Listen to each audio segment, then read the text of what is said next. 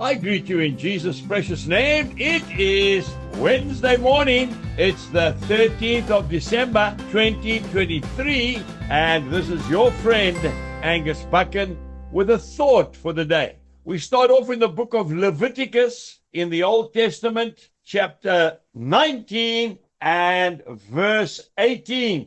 But you shall love your neighbor as yourself. I am the Lord.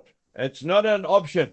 It is a commandment. And then we go to Matthew chapter 22, and I'm reading verse 39. And the second is like it. You shall love your neighbor as yourself. I want to say to you from personal experience that good neighbors are more precious than gold. And we only really appreciate them when we are absolutely desperate and we have nothing to repay them with when they do us a good turn.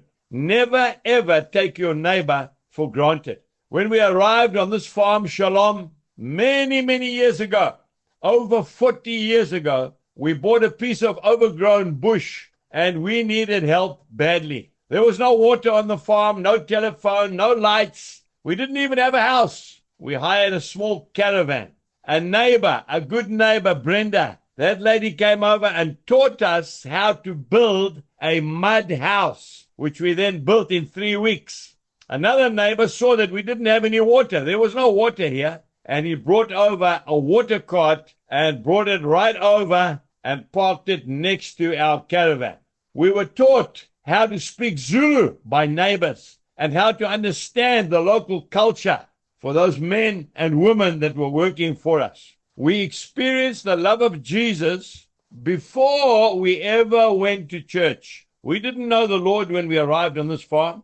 It was through the loving neighbors that we saw Jesus Christ. You and I must be Jesus to our neighbors, especially the newcomers. I'll never forget, on a Saturday afternoon, I was tired.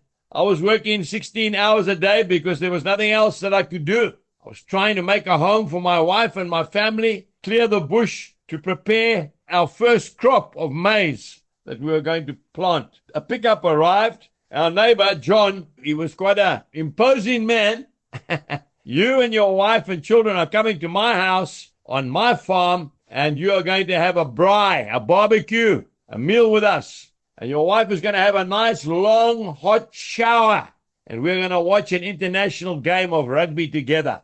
I have never forgotten that gesture of love and goodwill. It kept me going. Today, let us love our neighbors. Jesus bless you and goodbye.